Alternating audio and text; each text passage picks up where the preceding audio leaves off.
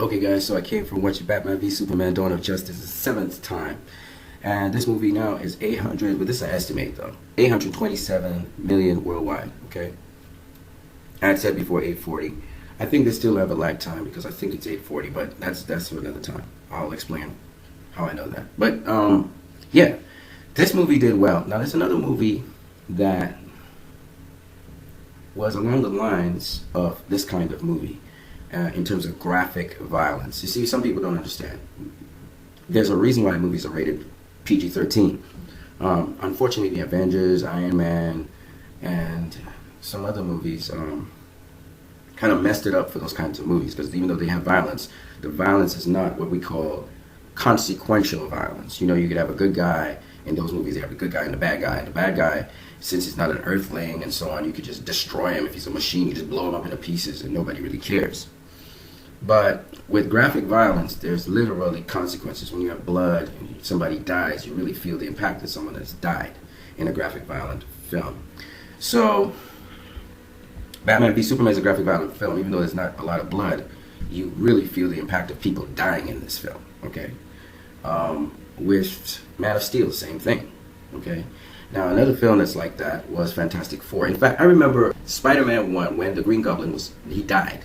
And he died by being impaled by his machine. People protested that for the Spider-Man movie. Again, the graphic violence is what people protest, I notice. That is generally the fangoers who are going with their children to see the movie. Remember, superheroes generally are received by the general public. They usually don't know they don't know the superheroes because a lot of the general public don't read the comics. If they did read the comics on Spider-Man, if they did read the comics on Superman, if they did read the comics on Batman, etc., they realize that these things happen in the comics, the graphic violence, the moral dilemmas, and so on.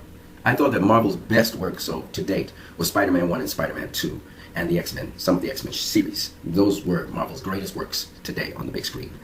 In terms of entertainment, in terms of Warner Brothers, their best works have been the Batman series to date on the big screen.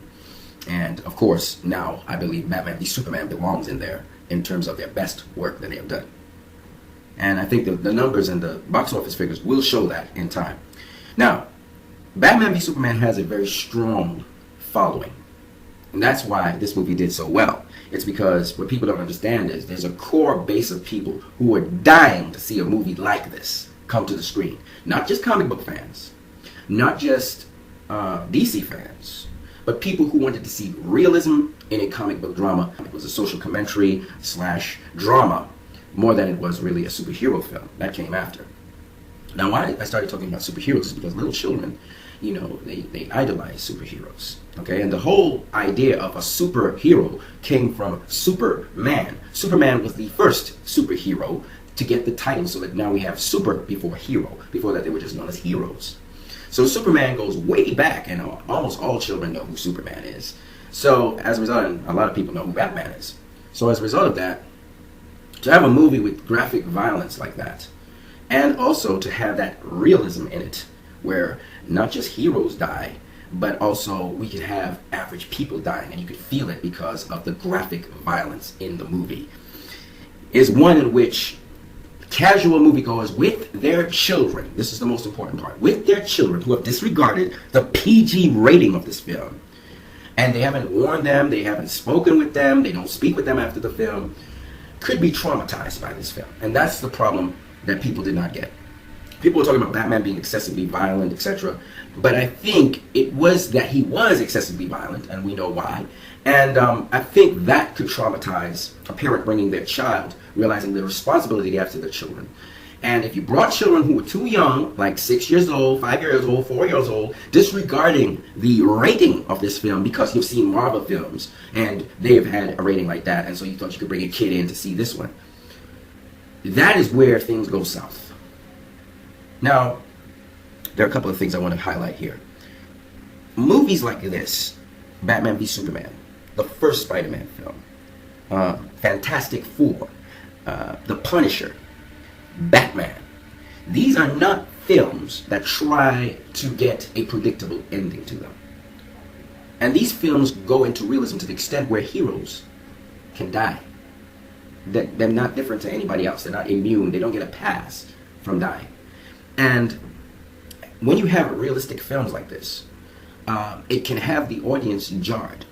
Now, for those people who die to see films like this, where it's not, Hollywood is not fully affecting how the film ends, how it begins, etc. These people who yearn for more realism in films, there are plenty. There's a substantial set of people like that. And so, when you just give them that soft touch kind of teeny bopper, happy, slapstick film, they're not satisfied by those films. And they long to see a film like this. And that's what you saw. Why Batman v Superman is still raking in cash up to this point in time. And that's why I went and saw this film 7 times. I couldn't get enough of it because it's a breath of fresh air. Now I'm going to mention another film that you guys should check out. They've gotten a lot of negative press on Fantastic Four. I just watched it this morning. And I got to admit, again, this is probably Marvel's best film in terms of realism other than The Punisher. I think The Punisher was very graphic and real. The acting made it so real. But in terms of effects and everything, I think Fantastic Four beats back Spider-Man in terms of realism. And even though the ending's a little fudgy, and the dialogue is sometimes more like the Avengers dialogue, I gotta admit, it's a pretty realistic film. And again, the graphic violence in it with Dr. Doom, and even when they came out of the machine and everybody was in a mess, I think those aspects of the film again will traumatize a young child watching this movie. And the problem with this movie was it moves along the lines of Marvel, you know, the kind of Avengers. It's not slapstick humor, it's a little bit more serious, but it has those elements that make it enjoyable, and you don't suspect that it would get so graphically violent in it. And again, people need to bear in mind PG-13. Let me say this to parents so they will understand. Go into the cinema first. Watch the movie first if it's a PG-13 film. Dick Tracy, that's a ways back, was a very graphically violent film, which you couldn't bring your kids to see that were 7 years and under, or even 8 years and under, right? It was rated PG-13. So Batman, the original Batman, the first Batman, was excessively graphically violent. You couldn't bring your kids to see that movie, because people died in that movie, and the movie made a point to let you know they died. And why this is important, even Batman Returns was also very graphically violent, with Catwoman, etc. These excessively violent films are not for young children to see, and if you bring them into the cinema to see it, you better have a good talk with them afterwards, okay?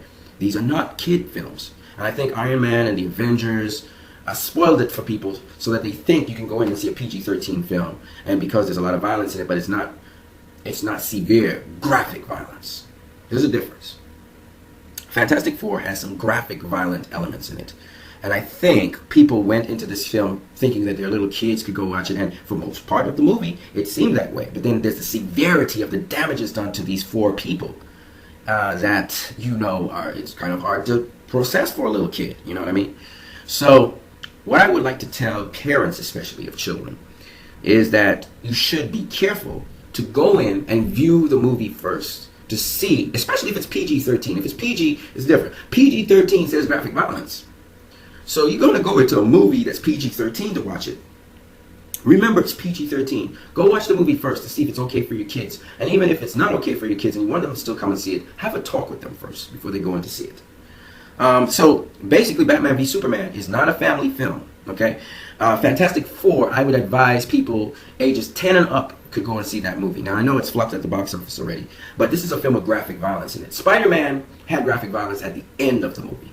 And people still protest how the ending of the movie was, saying that Spider-Man was a killer. He wasn't a killer. So the same things I'm hearing, Superman was a killer, Batman kills people, I think it's coming from people who they are not used to graphic violence movies. They got used to the Avengers. They got used to the Marvel films that have currently come out, where violence against someone has actually lower value. People do not understand the severity of violence against another being or another thing. Even if it's a machine, there is a certain value placed on violence. And I think Batman v Superman is able to highlight that violence and make sure people realize it's not something pleasant or good or acceptable or something to just ignore and process into your system. So, Fantastic Four flopped. Now, why did Fantastic Four flop? I'll tell you why. Its precedent was a slapstick, funny, high-fiving teeny bopper film. So this film took itself much more seriously. And unfortunately, it didn't have a strong following of people who love realism to back it up and to protect it and to push it forward. Whereas Batman v Superman had that. That's why Batman v Superman survived the onslaught by the critics and so on. Fantastic Four was absolutely trashed. But when you go and watch the movie, it's a decent movie. It's a decent movie. Okay, does it have certain things that it could have improved on? Absolutely. But to me, it's like any other Marvel Avengers film. But I think it's one of the best displays by Marvel of putting forward a serious tone film like Warner Brothers does.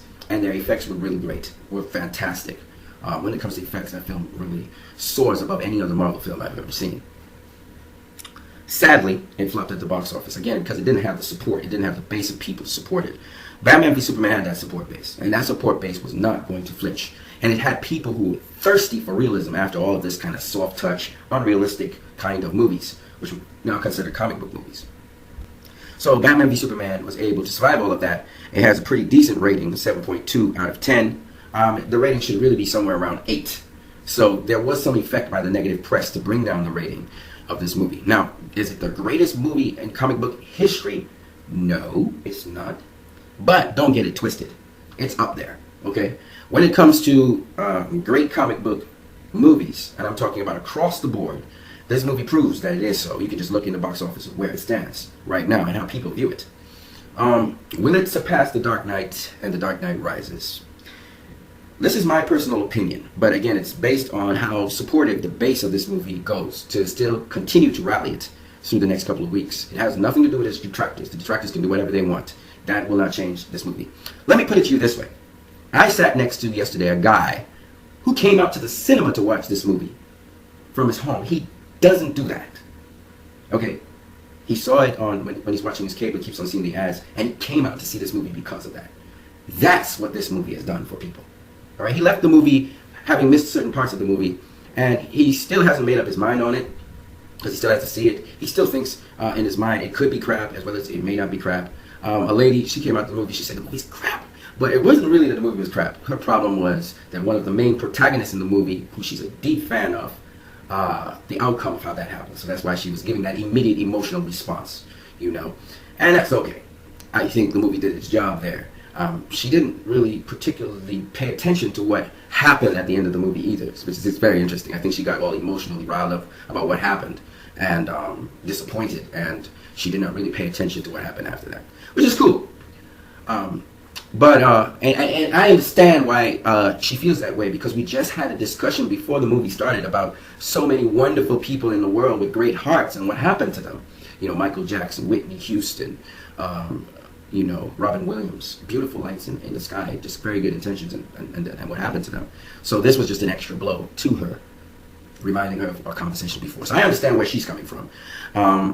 But when she processes the movie, she'll still love the movie. And I hope that I can get to see her again so I can talk to her about the fact that, because she was moving off in a taxi at the time, I was chuckling. For me, it was funny because that's the kind of ending I like. I like realistic endings. That you're not infallible, let's put it that way. Really, the pieces of the movie, stay with them. Because this movie was Zack Snyder's opportunity to have people ask questions of things using two of the most iconic characters in comic book lore. I mean, Superman is the one who puts the super in superhero. There were no superheroes until Superman came up on the scene. And then we had this super added to hero. So he's very iconic. Haven't seen the movie, go see the movie. Go see the movie.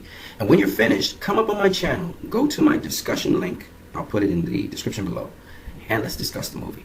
All right? If you've seen the movie and you want to go see it again, go see it again. Go see it again in cinemas. It should be in cinemas until probably the beginning of May. To the fans who like realism, salute to you guys. I would suggest to you guys you support this movie. Let's see it all the way to the max. Let's see how much money it can actually make. Let's support it all the way to the end. All the way to the end. All right? Let's get people to go in and see it. Let's support it, because this movie is near and dear to my heart. This movie is near and dear to my heart in many ways. And so, because I love it that much, I'm not willing to say, oh, let's stop now. No. Let's go as far as we can go with this thing. And let's see how far it can go. It's still moving. It's still making money. This is crazy. It's still going like a choo-choo train. And it's going to go a little slower now, but it's going to keep going. Let's see how far it can go. So you guys, have a great one.